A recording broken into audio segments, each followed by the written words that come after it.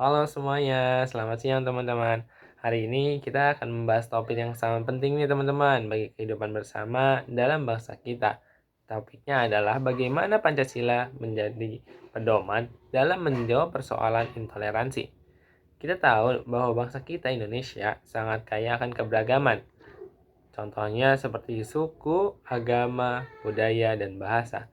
Namun, kayaknya keberagaman itu juga membawa tantangan, terutama bila muncul sikap yang intoleran. Nah, Pancasila sebagai dasar negara dan pandangan hidup bersama punya peran besar untuk menjawab tantangan tersebut. Nah, sebelum kita masuk lebih jauh, mari kita mulai dengan memahami dulu nih apa itu intoleransi. Jadi, intoleransi adalah sikap atau perilaku yang tidak mau menerima, menghormati, atau menghargai sebuah perbedaan, baik perbedaan agama, keyakinan, ras, budaya, maupun pandangan hidup. Data menunjukkan bahwa kasus intoleransi di Indonesia masih cukup tinggi. Misalnya, pelanggaran terhadap kebebasan beragama dan berkeyakinan. Mengapa hal ini menjadi persoalan besar? Karena intoleransi mengancam persatuan, kerukunan sosial, dan keadaban bersama.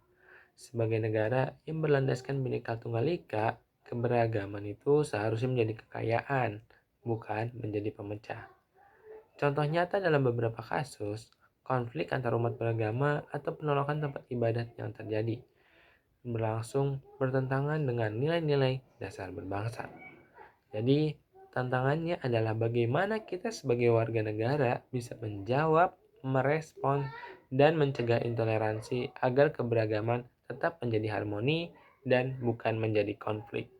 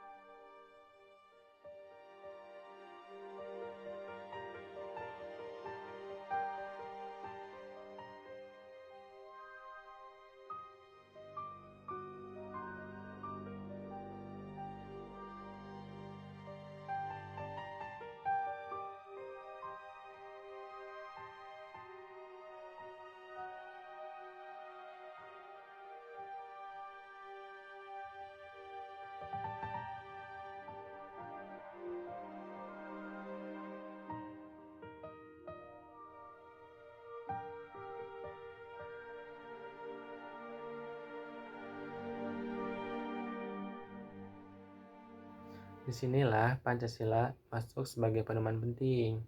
Nah, berikut beberapa sila dan nilai dalam Pancasila yang relevan untuk menjawab persoalan intoleransi. Pada sila pertama yang berbunyi ketuhanan yang Maha Esa, nilai ini menegaskan bahwa Indonesia telah mengakui keberadaan agama atau kepercayaan yang berbeda-beda. Dengan demikian, setiap orang berhak untuk menjalankan ibadah atau keyakinannya tanpa ada diskriminasi dari pihak manapun. Berarti toleransi antar agama bukan hanya pilihan, tapi bagian dari kehidupan berbangsa yang sesuai dengan Pancasila. Pada sila kedua yang berbunyi kemanusiaan yang adil dan beradab, dalam konteks intoleransi ini berarti kita harus memanusiakan sesama manusia, menghormati martabat orang lain, termasuk orang yang berbeda keyakinan, suku, ataupun budaya. Dalam banyak tulisan disebut bahwa tindakan intoleransi melanggar sila kedua. Sila ketiga yang berbunyi Persatuan Indonesia. Karena keberagaman itu pasti, maka persatuan adalah kuncinya. Ada penelitian yang menyoroti bagaimana nilai sila ketiga penting dalam mengatasi konflik intoleransi. Selanjutnya, sila keempat yang berbunyi kerakyatan yang dipimpin oleh hikmat kebijaksanaan dalam permusyawaratan perwakilan. Nah, ini tuh contoh implikasinya. Dalam kehidupan bersama, kita itu harus mengedepankan dialog, musyawarah, dan menghormati perbedaan sebagai bagian dari proses demokrasi dan kerukunan. Dan yang terakhir, ada sila kelima yang berbunyi keadilan sosial bagi seluruh rakyat Indonesia. Dalam konteks intoleransi, ini berarti bahwa semua warga negara itu mendapatkan perlakuan yang adil, tanpa adanya diskriminasi dari pihak manapun juga. Ketika suatu kelompok didiskriminasi karena perbedaan, maka hak-hak keadilan sosial itu telah dilanggar. Dengan seluruh sila ini, Pancasila menjadi kerangka yang etis dan moral yang relevan untuk menjawab persoalan intoleransi, bukan hanya sebagai slogan, tetapi sebagai pedoman hidup dan interaksi sosial. Tapi, pedoman aja itu belum cukup tanpa diterjemahkan langsung ke dalam tindakan. Contoh beberapa langkah konkret yang bisa kita lakukan sebagai warga negara agar Pancasila benar-benar menjadi pedoman dalam menghadapi intoleransi adalah yang pertama, pendidikan dan pemahaman nilai Pancasila. Penting bagi generasi muda untuk memahami makna nilai Pancasila. Jadi bukan hanya sekedar hafalan ataupun tempelan yang ada di dinding. Artikel menunjukkan bahwa pemahaman masyarakat yang kurang terhadap Pancasila itu menjadi salah satu faktor penyebab munculnya intoleransi. Dalam konteks sekolah, perguruan tinggi, kita bisa mengintegrasikan nih nilai toleransi dan penghargaan terhadap perbedaan ke dalam pembelajaran dan kegiatan sehari-hari. Yang kedua, menginternalisasi nilai dalam sikap dan perilaku.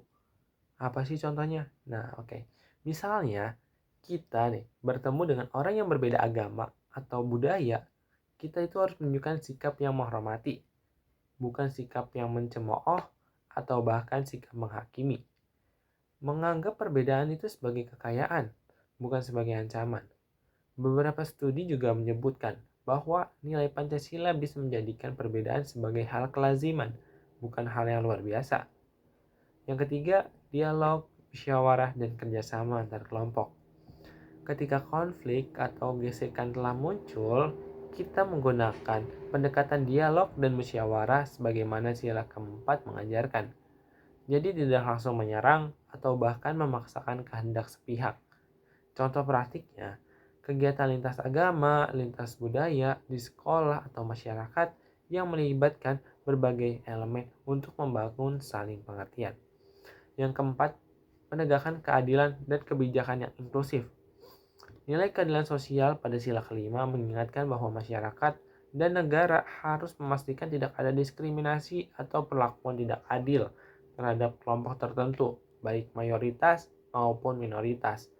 Artikel menunjukkan bahwa masih banyak kasus di mana Pancasila belum optimal diterapkan dalam kebijakan dan perlindungan kelompok minoritas. Peran institusi aparat, negara, dan masyarakat sipil penting gitu loh untuk memastikan implementasi nilai-nilai ini nyata dan konsisten, bukan jadi hanya omongan belaka. Dan yang terakhir menjadi teladan dalam lingkungan terdekat. Perubahan besar seringkali dimulai dari lingkungan kecil teman-teman. Contohnya rumah, sekolah, kampus, atau bahkan komunitas. Bila kita berlaku toleran, menghormati perbedaan, maka kita ikut memperkuat fondasi kerukunan. Jika sebaliknya, kita diam saja saat melihat intoleransi, atau bahkan ikut menyebar ujaran kebencian, hoaks, maka kita ikut melemahkan nilai Pancasila. Sebagai pedoman hidup, artikel menyebut bahwa Pancasila sering dikalahkan teman-teman. Garis bawahi, sering dikalahkan dalam berbagai kasus intoleransi karena ketidakoptimalan penghayatan. Sebagai penutup, kita bisa tarik kesimpulan bahwa Pancasila bukan sekedar dasar negara yang tertera di konstitusi, tapi pedoman hidup bersama yang relevan untuk menghadapi persoalan intoleransi. Dengan memahami, menghayati, dan mengamalkan nilai-nilai Pancasila seperti ketuhanan, kemanusiaan, persatuan, kerakyatan, dan keadilan, maka kita punya alat yang kuat untuk meredam sikap intoleran dan membangun masyarakat yang harmonis. Namun, tanggung jawab ini bukan hanya milik pemerintah atau lembaga formal saja, tapi setiap kita sebagai warga negara yang punya peran dari cara berbicara, bersikap, membuka diri terhadap yang berbeda, hingga mendukung kebijakan yang adil dan inklusif. Jadi, saya mengajak teman-teman agar mulai dari sekarang melihat keberagaman bukan sebagai ancaman, tetapi sebagai kekayaan bangsa. Jadikan Pancasila bukan hanya slogan, tapi hidup dalam tindakan sehari-hari kita.